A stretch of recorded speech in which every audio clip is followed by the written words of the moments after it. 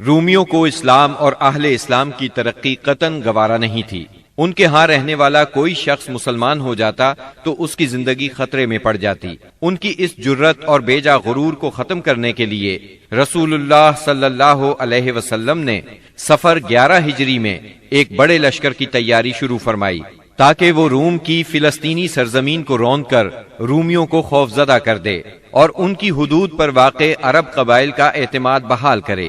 اس سلسلے میں رسول اللہ صلی اللہ علیہ وسلم نے 700 فوجیوں کا ایک لشکر تیار فرمایا۔ سیدنا اسامہ بن زید رضی اللہ عنہ کو لشکر کا سالار مقرر فرمایا۔ یہ آزاد کردہ غلام سیدنا زید رضی اللہ عنہ کے بیٹے تھے۔ 28 صفر 11 ہجری کو بیماری کی حالت میں آپ نے سیدنا اسامہ رضی اللہ عنہ کا جھنڈا اپنے دست مبارک سے درست فرمایا۔ بڑے بڑے جلیل القدر صحابہ کرام سیدنا اسامہ رضی اللہ عنہ کی ماتحتی میں اس لشکر میں شریک تھے۔ سیدنا علی اور سیدنا عباس رضی اللہ عنہما آپ کی تیمارداری کی غرض سے مدینے میں ٹھہر گئے۔ سیدنا ابو بکر صدیق رضی اللہ عنہ اور سیدنا عمر رضی اللہ عنہ امیر لشکر سیدنا اسامہ سے اجازت لے کر آپ صلی اللہ علیہ وسلم کی عیادت کے لیے آتے جاتے رہے۔ آپ کی علالت میں روز بروز اضافہ ہو رہا تھا۔ یہ لشکر مدینہ منورہ سے روانہ ہوا۔ مدینے سے 3 میل دور مقام جرف میں خیمہ زن ہوا۔ اس وقت رسول اللہ صلی اللہ علیہ وسلم کی بیماری کی تشویشناک خبریں موصول ہو رہی تھیں، چنانچہ اسامہ رضی اللہ عنہ اپنے لشکر کے ساتھ وہیں رکے رہے، بلکہ اللہ کے فیصلے کے انتظار میں ٹھہرنے پر مجبور ہو گئے۔ اور اللہ کا فیصلہ یہ تھا کہ یہ لشکر ابو بکر صدیق رضی اللہ عنہ کے عہد خلافت میں روانہ ہو۔ یہ عہد صدیقی کی پہلی فوجی مہم قرار پائی۔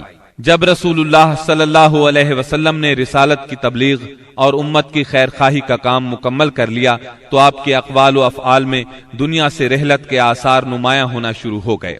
آپ نے 10ویں سال رمضان میں 20 دن کا اعتکاف فرمایا اور سیدنا جبریل علیہ السلام نے آپ کو 2 مرتبہ قرآن کا دور کرایا۔ آپ نے اپنی صاحبزادی فاطمہ رضی اللہ عنہا سے فرمایا، میں سمجھتا ہوں میرا آخری وقت آ چکا ہے۔ سیدنا معاذ بن جبل رضی اللہ عنہ کو یمن کی طرف روانہ فرمایا تو انہیں وصیت فرمائی، اے معاذ، غالباً اس سال کے بعد تم مجھ سے ملاقات نہ کر سکو گے اور میری اس مسجد اور میری قبر کے پاس سے گزرو گے۔ یہ سن کر سیدنا معاذ بن جبل رضی اللہ عنہ رونے لگے۔ آپ نے حجۃ الوداع میں کئی بار کہا، غالباً میں تم لوگوں سے اپنے اس سال کے بعد نہ مل سکوں گا، غالباً اس سال کے بعد حج نہ کر سکوں گا۔ اسی طرح الیوم اکملت لکم دینکم اور اذا جاء نصر اللہ کا نزول اسی بات کا پیغام تھا کہ آپ دنیا میں اپنی مہم سے فارغ ہو چکے ہیں، اور اسی وجہ سے اس حج کا نام حجۃ الوداع رکھا گیا، کیونکہ آپ نے اپنے رب سبحانہ و تعالی کی طرف منتقل ہونے کے لیے لوگوں کو الوداع کہا۔ اوائل صفر 11 ہجری میں آپ احد تشریف لے گئے اور شہداء کے لیے اس طرح دعا کی گویا زندوں اور مردوں سے رخصت ہو رہے ہیں۔ پھر واپس آ کر منبر پر تشریف فرما ہوئے اور فرمایا، میں تمہارا پیش رو ہوں اور تم پر گواہ ہوں، اللہ کی قسم اس وقت اپنا حوض دیکھ رہا ہوں، مجھے زمین یا زمین کے خزانوں کی کنجیاں دی گئیں، اللہ کی قسم مجھے تم پر یہ خوف نہیں کہ تم میرے بعد شرک کرو گے، بلکہ اس کا اندیشہ ہے کہ دنیا میں ایک دوسرے سے آگے نکلنے کی دوڑ میں لگ جاؤ گے۔ ماہ سفر کے آخر میں آپ رات کے وقت بقیع غرقد تشریف لے گئے، اہل بقیع کے لیے دعائے مغفرت کی اور فرمایا، ہم بھی تم سے آن ملنے والے ہیں۔ ماہ سفر کے آخری پیر کو رسول اللہ صلی اللہ علیہ وسلم ایک جنازے میں بقیع تشریف لے گئے۔ سیدہ عائشہ صدیقہ رضی اللہ عنہا فرماتی ہیں، آپ بقیع سے واپس تشریف لائے تو میں اپنے سر میں درد محسوس کر رہی تھی اور یہ کہہ رہی تھی کہ ہائے میرا سر۔ یہ سن کر آپ نے فرمایا، بلکہ میں واللہ اے عائشہ ہائے میرا سر۔ یہ آپ صلی اللہ علیہ وسلم کی بیماری کی ابتدا تھی۔ اس کے باوجود آپ باری باری سب بیویوں کے پاس دن گزارتے رہے، یہاں تک کہ مرض میں شدت آ گئی۔ اس وقت آپ سیدہ میمونہ رضی اللہ عنہا کے گھر میں تھے اور پوچھ رہے تھے، کل میں کہاں رہوں گا، میں کل کہاں رہوں گا۔ مطلب یہ تھا کہ مجھے سیدہ عائشہ رضی اللہ عنہا کے ہاں رہنے دیا جائے۔ چنانچہ ازواج مطہرات نے اجازت دے دی کہ آپ جہاں چاہیں رہیں۔ آپ سیدنا فضل بن عباس اور سیدنا علی رضی اللہ عنہما کے سہارے پاؤں زمین پر گھسیٹتے ہوئے نکلے اور سیدہ عائشہ صدیقہ رضی اللہ عنہا کے گھر منتقل ہو گئے۔ سیدہ عائشہ صدیقہ رضی اللہ عنہا فرماتی ہیں، جب آپ میرے گھر تشریف لائے اور بیماری نے زور پکڑا تو آپ نے فرمایا، مجھ پر 7 مشکیزیں پانی ڈالو جن کا بندھن نہ کھولا گیا ہو، تاکہ میں لوگوں کو وصیت کر سکوں۔ چنانچہ ہم نے آپ کو سیدہ حفصہ رضی اللہ عنہا کے ایک لگن میں بٹھا کر مشکیزوں سے پانی ڈالا، یہاں تک کہ آپ نے ارشاد فرمایا، بس بس لوگوں تم نے کام پورا کر دیا۔ اس وقت آپ نے کچھ تخفیف محسوس کی اور مسجد میں تشریف لے گئے۔ سر پر پٹی بندھی ہوئی تھی، ممبر پر فروکش ہوئے اور بیٹھ کر خطبہ دیا اور لوگوں کو وصیت فرمائی، تم سے پہلے جو لوگ تھے وہ اپنے انبیاء اور بزرگوں کی قبروں کو سجدہ گاہ بنا لیتے تھے، تم لوگ قبروں کو سجدہ گاہ نہ بنانا، میں تمہیں اس سے منع کرتا ہوں۔ اور فرمایا، یہود و نصارہ پر اللہ کی لعنت، انہوں نے اپنے انبیاء کی قبروں کو سجدہ گاہ بنایا۔ مزید فرمایا، تم لوگ میری قبر کو بت نہ بنانا کہ اس کی پوجا کی جائے۔ پھر آپ نے خود کو قصاص کے لیے پیش کیا، انصار کے متعلق خیر کی وصیت فرمائی، پھر فرمایا، ایک بندے کو اللہ نے اختیار دیا کہ وہ دنیا کی چمک دمک اور زیب و زینت میں سے جو چاہے لے لے، یا اللہ کے پاس جو کچھ ہے اس کو اختیار کرے، تو اس بندے نے اللہ کے پاس جو کچھ ہے اس کو اختیار کیا ہے۔ سیدنا ابو سعید خدری رضی اللہ عنہ فرماتے ہیں، یہ سن کر ابو بکر صدیق رضی اللہ عنہ رونے لگے اور فرمایا، ہم اپنے ماں باپ کے ساتھ آپ پر قربان۔ ابو سعید خدری رضی اللہ عنہ فرماتے ہیں، ابو بکر صدیق رضی اللہ عنہ کی اس بات پر ہمیں حیرت ہوئی، لیکن چند دن بعد معلوم ہوا کہ جس بندے کو اختیار دیا گیا تھا وہ خود رسول اللہ صلی اللہ علیہ وسلم تھے، اور ابو بکر ہم سب سے زیادہ صاحب علم تھے کہ بات کو اسی وقت سمجھ گئے تھے۔ اس کے بعد رسول اللہ صلی اللہ علیہ وسلم نے ابو بکر صدیق رضی اللہ عنہ کی تعریف کی اور ان کے دروازے کے سوا مسجد میں کھلنے والے تمام دروازے بند کرنے کا حکم فرمایا۔ اسی دن آپ نے وصیت کی کہ یہود و نصارہ اور مشرکین کو جزیرۃ العرب سے نکال دیا جائے اور وفد کو اسی طرح نوازا جائے جس طرح آپ نوازا کرتے ہیں۔ آپ نے نماز، غلاموں اور لونڈیوں کے بارے میں بھی وصیت فرمائی اور فرمایا، میں تم میں 2 چیزیں چھوڑ رہا ہوں، جب تک ان دونوں کو مضبوطی سے تھامے رہو گے ہرگز گمراہ نہیں ہوگے، کتاب اللہ اور میری سنت۔ مرض کی شدت کے باوجود آپ نمازیں خود پڑھاتے رہے، لیکن اس دن یعنی جمعرات کو جب عشاء کا وقت ہوا تو آپ نے لگن میں غسل فرمایا تاکہ مرض میں کمی ہو جائے۔ اٹھنے لگے تو غشی طاری ہو گئی، پھر افاقہ ہوا تو دوبارہ غسل فرمایا، پھر اٹھنے لگے تو اس بار بھی غشی ہو گئی، تیسری بار غسل فرمایا، اٹھنے لگے تو پھر غشی طاری ہو گئی۔ آخر آپ نے ابو بکر صدیق رضی اللہ عنہ کو کہلا بھیجا کہ وہ لوگوں کو نماز پڑھائیں۔ چنانچہ اس وقت سے بقیہ ایام میں ابو بکر صدیق رضی اللہ عنہ نے نماز پڑھائی۔ آپ کی حیات مبارکہ میں ابو بکر صدیق رضی اللہ عنہ نے 17 نمازیں پڑھائیں۔ ہفتہ یا اتوار کو رسول اللہ صلی اللہ علیہ وسلم نے کچھ افاقہ محسوس فرمایا، چنانچہ 2 آدمیوں کے سہارے سے ظہر کی نماز کے لیے تشریف لے آئے۔ اس وقت سیدنا ابو بکر صدیق نماز پڑھا رہے تھے۔ آپ کی آمد کو محسوس کرتے ہی ابو بکر صدیق پیچھے ہٹے، لیکن آپ نے اشارے سے روک دیا اور پھر ابو بکر صدیق رضی اللہ عنہ کے پہلو میں بیٹھ کر نماز پڑھائی۔ اس نماز کی صورت یہ تھی کہ آپ کو دیکھ کر ابو بکر صدیق اور ابو بکر صدیق کو دیکھ کر دوسرے لوگ نماز کے ارکان ادا کرتے جاتے تھے۔ 12 ربیع الاول پیر کے دن حجرہ مبارک سے آپ نے پردہ اٹھا کر دیکھا تو صحابہ فجر کی نماز میں خشوع اور خضوع سے مشغول تھے۔ یہ منظر دیکھ کر آپ خوشی سے مسکرا دیے۔ مسلسل علالت کے باعث کمزوری بہت ہو گئی تھی۔ سیدہ عائشہ صدیقہ رضی اللہ عنہا کا سہارا لے کر لیٹ گئے۔ اسی روز یا اسی ہفتے میں کسی روز آپ نے سیدہ فاطمہ رضی اللہ عنہا کو بلایا اور کچھ سرگوشی کی، وہ سن کر رونے لگی، پھر کچھ سرگوشی کی تو وہ ہنسنے لگی۔ سیدہ عائشہ نے پوچھا تو چھپا گئیں، لیکن نبی صلی اللہ علیہ وسلم کی وفات کے بعد انہوں نے بتایا کہ پہلی مرتبہ آپ صلی اللہ علیہ وسلم نے فرمایا تھا کہ آپ اپنے اسی مرض سے وفات پا جائیں گے۔ یہ سن کر میں روئی۔ پھر آپ نے فرمایا کہ آپ کے اہل و عیال میں سب سے پہلے میں آپ سے ملوں گی، اس لیے میں ہنسی تھی، اور آپ نے انہیں یہ بشارت بھی دی تھی کہ آپ ساری خواتین جنت کی سردار ہیں۔ دن جیسے جیسے چڑھ رہا تھا آپ پر بار بار غشی طاری ہو رہی تھی۔ سیدہ فاطمہ رضی اللہ عنہا یہ دیکھ کر بولی، ہائے میرے باپ کی بے چینی۔ آپ نے ان کے الفاظ سنے تو فرمایا، آج کے بعد تمہارا باپ کبھی بے چین نہیں ہوگا۔ پھر آپ نے حسن اور حسین رضی اللہ عنہما کو چوما، ازواج مطہرات کو بلا کر وعظ و نصیحت فرمائی۔ ادھر لمحہ بلمحہ تکلیف بڑھتی جا رہی تھی اور اس زہر کا اثر بھی ظاہر ہونا شروع ہو گیا تھا جو آپ کو خیبر میں کھلایا گیا تھا۔ چنانچہ آپ اس کی تکلیف شدت سے محسوس کر رہے تھے۔ آپ نے اس حالت میں چہرے پر ایک چادر ڈال رکھی تھی، جب سانس پھولنے لگتا تو چادر چہرے سے ہٹا دیتے۔ اس حالت میں بھی آپ نے فرمایا، یہود و نصارہ پر اللہ کی لعنت، انہوں نے اپنے انبیاء کی قبروں کو سجدہ گاہ بنایا۔ مطلب یہ تھا کہ تم ایسے کام نہ کرنا۔ آپ نے ان لمحات میں یہ وصیت بھی فرمائی، سرزمین عرب میں 2 دین باقی نہ رہنے دیے جائیں۔ یہ آخری وصیت تھی جو آپ نے لوگوں کو فرمائی۔ اس کے بعد کئی بار فرمایا، الصلاة الصلاة وما ملكت ایمانکم، نماز نماز اور تمہارے زیر دست لونڈی اور غلام، یعنی ان کا خاص خیال رکھنا۔ پھر نزا کی حالت شروع ہو گئی۔ سیدہ عائشہ رضی اللہ عنہا نے آپ کو اپنے سینے اور گلے کے درمیان سہارا دیا۔ اسی دوران میں ان کے بھائی عبد الرحمن بن ابی بکر آئے، ان کے پاس کھجور کی تازہ مسواک تھی۔ رسول اللہ صلی اللہ علیہ وسلم مسواک کی طرف دیکھنے لگے۔ سیدہ عائشہ صدیقہ سمجھ گئیں کہ آپ مسواک کرنا چاہتے ہیں۔ انہوں نے پوچھا، کیا آپ مسواک کرنا چاہتے ہیں؟ آپ نے سر کے اشارے سے ہاں فرمایا۔ چنانچہ انہوں نے مسواک لے کر چبائی، نرم کی اور پھر آپ نے اس کو لے لیا۔ نہایت اچھی طرح مسواک کی۔ آپ کے سامنے پیالے میں پانی تھا۔